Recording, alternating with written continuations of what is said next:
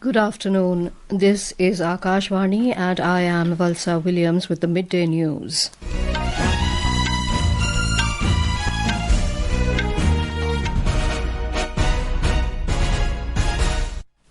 The headlines. President Droupadi Murmu calls upon people to draw inspiration from C Rajagopalachari's life and legacy with the spirit of nation first. Unveils bust of C Rajagopalachari replacing that of Edwin Lutyens at Rashtrapati Bhavan in New Delhi. Union Cooperation Minister Amit Shah says Bharat Taxi Cooperative is to empower drivers by providing them ownership of their work, interacts with drivers of Bharat Taxi in New Delhi. Union Minister Sarbananda Sonowal inaugurates and lays foundation for various port projects worth 1,500 crore rupees in Tamil Nadu.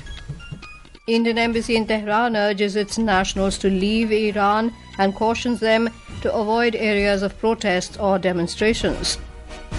17 people killed in Nepal after Kathmandu-bound bus plunges into Trishuli River. And in ICC Men's T20 Cricket World Cup, Zimbabwe to take on West Indies in Super 8 clash in Mumbai. Rajaji Utsav, a celebration of the life and legacy of the first Indian Governor-General of India, Chakravarti Rajagopalachari, is being celebrated at Rashtrapati Bhavan in New Delhi. On the occasion, President Droupadi Murmu has unveiled the bust of Chakravarti Rajagopalachari at Rashtrapati Bhavan. The bust of Rajaji, situated at the grand open staircase near Ashok Mandap, replaced the bust of Edwin Lutyens. Vice President C.P. Radhakrishnan, Union Ministers Jagat Prakash Nadda, Dr. S. Jaishankar, Dharmendra Pradhan, Gajendra Singh Shekhawat, Dr. L. Murugan and the family members of Chakravarti Rajagopalachari were also present on the occasion. Addressing the gathering, the President said this initiative is part of a series of steps being taken towards shedding the vestiges of the colonial mindset and embracing with pride the richness of India's culture, heritage, timeless traditions and honouring those who served Bharat Mata with their extraordinary contributions. आप राष्ट्रपति भवन में भारत माता के लिए सर्वस्व न्यौछावर करने वाले परमवीर चक्र विजेताओं के चित्र शोभायमान है। भारत की शास्त्रीय भाषाओं के ग्रंथों में रचित महान ज्ञान परंपरा को संजोने वाले प्राचीन पांडुलिपियों से समृद्ध ग्रंथ कुटीर की स्थापना राष्ट्रपति भवन में की गई। ऐसे अनेक बदलाव राजा जी के चिंतन और जीवन के अनुरूप भारतीयता पर गौरव की चेतना को आगे बढ़ाते। President Droupadi Murmu noted that Chakravarti Rajagopalachari had left an indelible mark on the history of the country. The President emphasized that working on the ideals of Rajaji would be the truest tribute one could pay to him. The President further expressed hope that the people of the country would draw inspiration from Rajaji's life and legacy and move forward with the spirit of putting the nation first.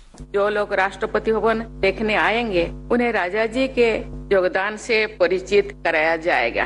भारतीय चेतना और समस्त भारतवासियों विशेषकर कमजोर वर्गों के लोगों से जुड़ाव राजा जी के विचारों और कार्यों में दिखाई देता है। Union Cooperation Minister Amit Shah interacted with drivers or sarthis of Bharat Taxi in New Delhi. In a video released today, Mr. Shah said the Bharat Taxi Cooperative is to empower the drivers by providing them the ownership of their work. He mentioned that the initiative focuses on curbing the problems related to private taxi service companies and provide the profit to drivers and not the cooperative. The concept is that the one who is working hard, the one who is toiling should get the profit, not some rich man. Why did we come up with the idea of Bharat Taxi? You said that there were a lot of complaints, 30% was deducted and there was no certainty. The purpose of running those companies is to make the owners rich. Our purpose is also to make the owners rich. The only difference is that you are the owner. The minister further said the initiative is becoming a platform for the welfare of drivers and safety of passengers. Union Minister for Shipping and Waterways Sarbananda Sonowal inaugurated and laid the foundation for various port projects worth approximately 1,500 crore rupees at Tuticorin Port in Tamil Nadu today. This includes VOC Maritime Heritage Museum, laying a foundation stone for 8 megawatt wind farm and 5 megawatt hour of battery energy storage system, and also launching of corporate social responsibility projects at the port. Prime Minister Narendra Modi has lauded the recently concluded India AI Impact Summit held in New Delhi, sharing a Sanskrit Subhashitam on social media today. The Prime Minister said the historic summit witnessed widespread global appreciation for India's capabilities. He noted that it reflects how the forward-looking mindset of India's youth in the field of technology can greatly benefit humanity. The AI Impact Summit 2026 concluded with the adoption of the New Delhi Declaration on AI Impact, marking a significant milestone in global cooperation on artificial intelligence. Finance Minister Nirmala Sitharaman has said the government is closely monitoring gold prices, noting that the yellow metal traditionally sees seasonal spikes during festival periods but has not crossed certain limits. Ms. Sitharaman said this while addressing a press conference post its customary post-budget meeting with Central Board of Directors of the Reserve Bank of India in New Delhi today. The Finance Minister said demand for gold has risen, but it has not reached alarming levels and prices have stayed within circuit limits. High-pitched demand from, let us say, the domestic consumption also sees a seasonal spike during festival season, during Akshaya Tritiya and so on. We are watching it, but I'm not sure it has reached such alarming proportions given the tendency or natural things as it is in India for investing in gold, buying gold, and therefore I think it has not gone in that sense beyond a certain limit. But of course RBI will also be monitoring it. India and France have signed an amending protocol to revise the India-France Double Taxation Avoidance Convention, DTAC. In a statement, the Finance Ministry informed that the protocol was signed during the recent visit of French President Emmanuel Macron to India. It added the chairperson of the Central Board of Direct Taxes, Ravi Agrawal, inked the protocol with Ambassador of France to India, Thierry Matou.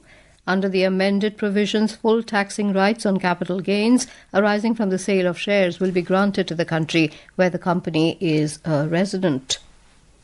The Jammu-based White Knight Corps of the Army today said 7 terrorists were eliminated in a prolonged 326-day high-altitude joint operation in the Chatru area of Kishtwar district. Our Jammu correspondent reports that in a post on X, the White Knight Corps termed the operation as gallant perseverance and said relentless and painstaking operations were conducted in the challenging terrain and harsh weather conditions of Kishtwar. Later addressing a press conference, General Officer Commanding of the Counter-Insurgency Force Delta, Major General APS Bal, said the security forces will keep neutralizing terrorists who come into the Indian territory. He added that the security forces have been able to eliminate 6 JEM terrorists, both in Udhampur and Kishtwar. In the month of February, we have been able to eliminate 6 JEM terrorists, and on both the extremes of our area, one in the area of Udhampur and other in the area of Kishtwar. We promise you that we will continue to do so. Prime Minister Narendra Modi has extended condolences on the demise of former Union Minister Mukul Roy. In a social media post, the Prime Minister said Mukul Roy will be remembered for his political experience and efforts to serve society. Former Railway Minister and Rajya Sabha MP Mukul Roy passed away early this morning at a private hospital in Kolkata. He was 71. Artificial intelligence is reshaping healthcare sector across the world. At the recently concluded India AI Impact Expo 2026 in Delhi, exhibitors unveiled cutting-edge innovations aimed at early disease detection, precision treatment and smarter surgeries. At the expo, founder of a private company, Sandhya Srivastav, presented the company's first product, FlowGuard. She said the device uses artificial intelligence to enable smart IV fluid management.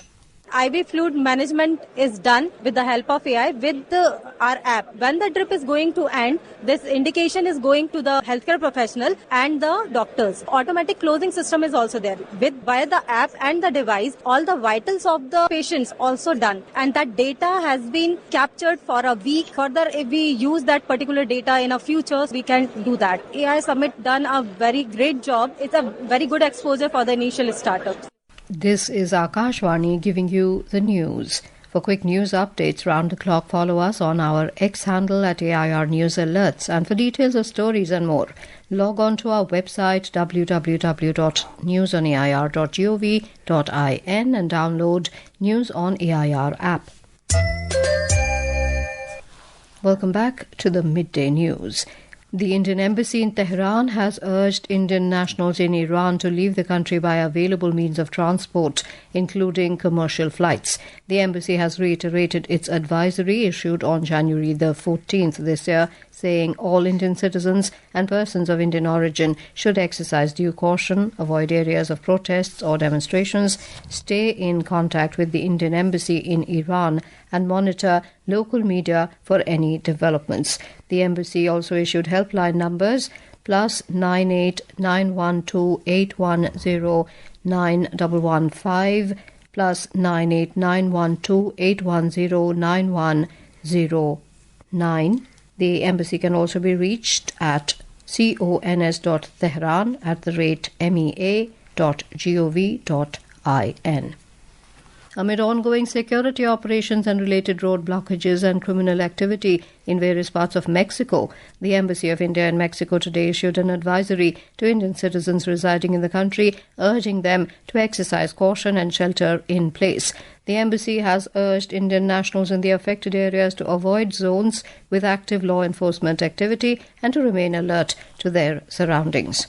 In Nepal, 17 people, including 2 foreigners, died in a bus accident near Charandi in Benighat Rorang rural municipality of Dhading along the Prithvi highway early this morning. The Kathmandu-bound bus from Pokhara had plunged into the Trishuli River. As many as 44 passengers were on the bus. 26 injured were rescued and sent to various hospitals. Some injured are being treated in local hospitals, while most were sent to Kathmandu. Bangladesh President Mohammad Shahabuddin accused former Chief Advisor Muhammad Yunus of repeatedly failing to follow constitutional procedures. In an interview with a newspaper, he criticized Yunus for issuing several ordinances without adequate justification, despite some emergency measures being needed. The president revealed that Yunus never briefed him after returning from foreign trips, violating constitutional requirements. During this period, the president received strong support from the armed forces, who pledged to protect constitutional continuity. He also said leaders from the Bangladesh Nationalist Party, including acting chairman Tariq Rahman, supported him.